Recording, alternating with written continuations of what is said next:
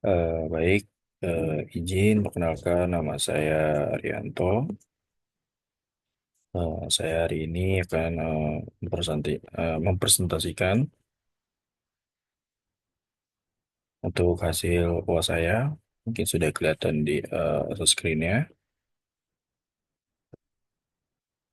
Baik, perkenalkan nama saya Arianto, semester ke-7. Hari ini saya akan mempresentasikan mata kuliah pengenalan bidakta.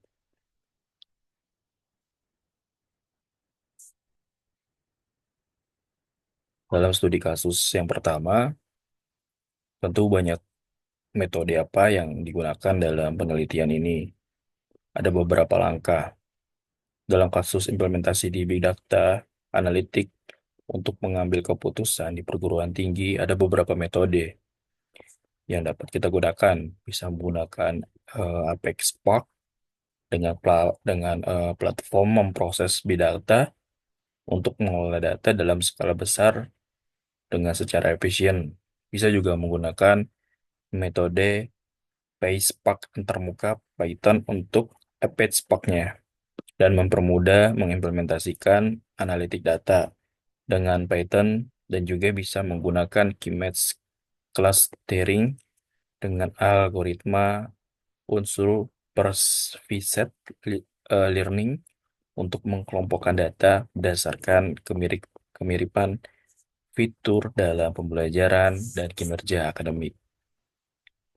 Yang kedua, berdasarkan data menggunakan PySpark dan K-means clustering, ada beberapa fungsi. Mungkin yang pertama dari Apache Apache Spark, platform pemrosesan data skala besar yang dirancang untuk menangani big data secara cepat dan paralel, mendukung pemrosesan batch maupun streaming data secara real time, atau PySpark antarmuka memungkinkan pengguna untuk menulis kode menggunakan Python dan mendukung operasi transformasi dan aksi pada data besar, ataupun dengan high dop distribution file atau sistem bisa disebut HDFS.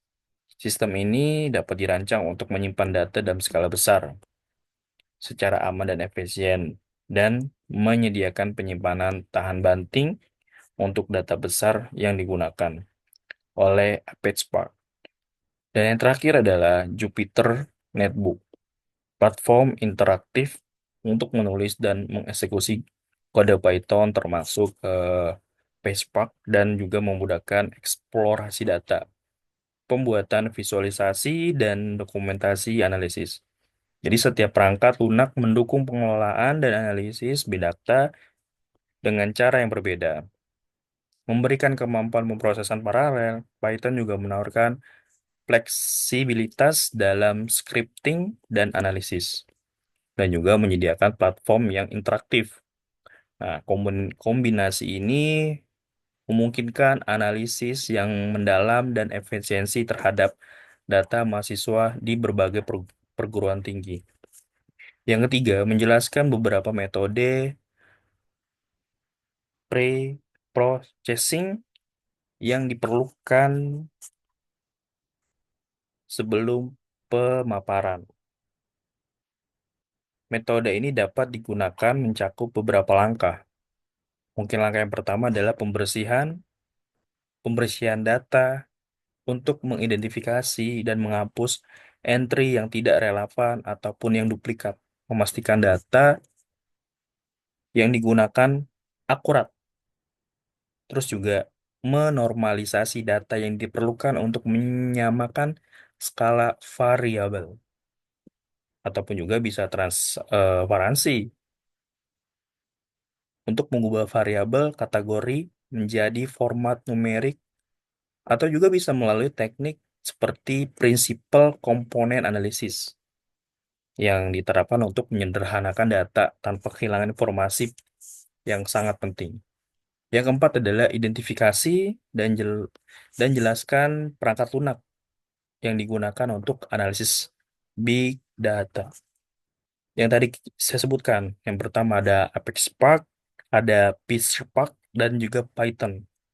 Ini sama-sama mengelola data juga, cuma hanya yang pertama itu adalah mengelola data secara efisien, terus juga pengguna ataupun dengan sintak Python dan untuk menganalisis dan visualisasi data. Jadi tiga identifikasi ini sangat membantu. Dan yang kelima, menjelaskan alasan mengapa key-means clustering dipilih sebagai metode clustering dan bagaimana hal yang diterapkan pada data mahasiswa. Mungkin alasannya bisa saya ambil sedikit kesimpulan saja. Eh, Kemampuannya dalam mengelompokkan data berdasarkan jarak yang cocok untuk menganalisis kinerja mahasiswa. Jadi sangat cocok. Dan juga dengan jarak jauh, data tersebut dapat mengelompokkan suatu, suatu data dan menghitung centroid atau setiap klaster yang menentukan beberapa kelompok. Jadi dia bisa membuka semua beberapa data-data dan juga sangat kinerjanya pun juga sangat cepat. Dan yang keenam, sebutkan alat atau teknologi visualisasi dan penggunaan hasil clustering. Di sini saya akan menjelaskan ada beberapa alat yang digunakan adalah table atau mat matplotlib dengan hasil clustering dari Keymes dapat meningkatkan pengambilan keputusan tinggi dengan memberikan beberapa wawasan yang mendalam tentang kinerja. Jadi kinerja mahasiswa ataupun data yang diambil oleh mahasiswa ini bisa mengambil keputusan ataupun juga bisa mengidentifikasi kelompok dan kinerja yang sangat rendah. Jadi bisa mengidentifikasikan nih kinerja-kinerja mana aja nih yang sudah menurun ataupun bisa institusi dapat dirancang dalam program tersebut. Bisa juga kita intervensi. Intervensinya pun juga tidak hanya sembarangan juga, tapi secara tepat. Dan juga bisa juga bimbingan akademik. Jadi bisa melakukan beberapa bimbingan juga, pelatihan dan keterampilan. Jadi analisis cluster ini dapat membantu menggunakan kurikulum yang sesuai dengan kebutuhan mahasiswa berdasarkan pola kinerja mereka. Dengan demikian, hasil dari cluster ini tidak dapat memberikan gambaran ataupun tidak dapat mengubah atau merusak. Jadi semua itu sudah sangat merancang untuk meningkatkan keberhasilan di akademik tersebut. Itu untuk yang studi kasus kita. Untuk studi kasus yang pertama. Dan lanjut untuk studi kasus yang kedua, ada beberapa soal. Yang pertama adalah menjelaskan mengapa data warehouse dapat digunakan untuk menyimpan dan menganalisis data transaksi nasabah di bank. Kalau dari pendapat saya, data warehouse itu digunakan untuk menyimpan dan menganalisis data transaksi nasabah. Ya, karena kemampuannya dalam mengelola data itu dengan secara struktur dan teknologinya pun juga tidak sembarangan. Mereka itu sudah sangat terancang dan juga mendukung analisis data yang sangat kompleks dan dan juga bisa memberikan akses cepat dan informasi diperlukan untuk mengambil sebuah keputusan. Jadi nggak hanya sembarangan saja. Jadi ada sebuah keputusan di dalam itu. Dan keuntungannya adalah mengintegrasikan data dari berbagai sumber. Nah, memungkinkan penggunanya bisa pakai query SQL dan sangat mudah dipahami dan juga dapat melacak pola transaksi dari waktu ke waktu serta mendukung analisis prediktif untuk memprediksikan perilaku nasabah di masa depan. Jadi bisa ketahuan nih track recordnya apakah itu pengguna nasabah asli ataupun nasabah ya yang palsu ataupun terjadi kebocoran dan lain sebagainya. Dan untuk yang soal yang kedua adalah mempermudah sebutkan dan jelaskan. Mohon maaf, soalnya adalah sebutkan dan jelaskan dua teknologi data warehouse yang dapat digunakan untuk menyimpan data, ya kan? Yang pertama mungkin saya ambil di Amazon Redshift. Dia adalah layanan data warehouse yang dirancang untuk analisis data besar dengan perform yang sangat tinggi Dan yang kedua adalah Snowflake, adalah platform data warehouse berbasis cloud yang menawarkan pemindahan antar penyimpanan dan komputasi. Jadi dua teknologi data warehouse ini yang sangat aman ya untuk bisa digunakan untuk perbankan seperti tersebut.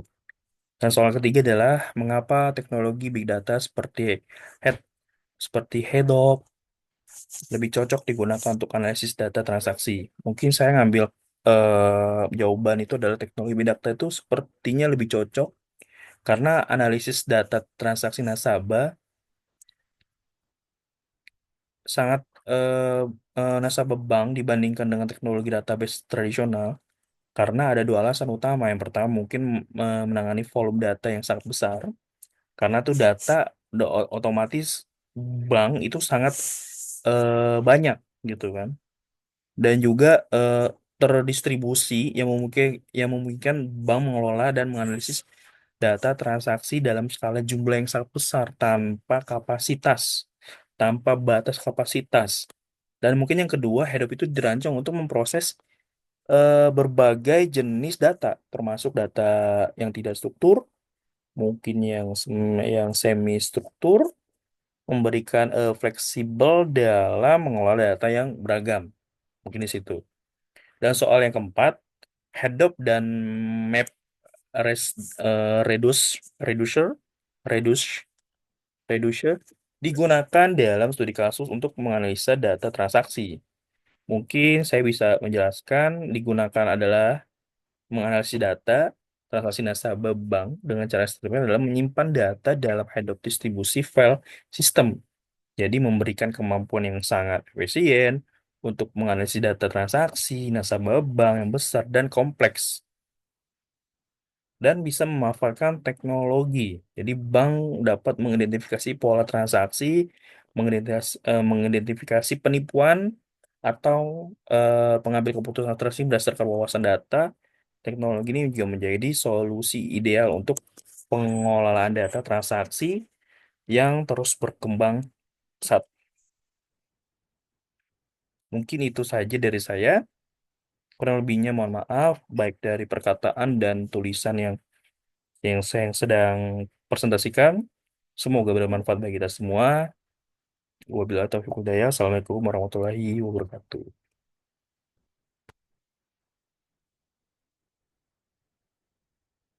Terima kasih.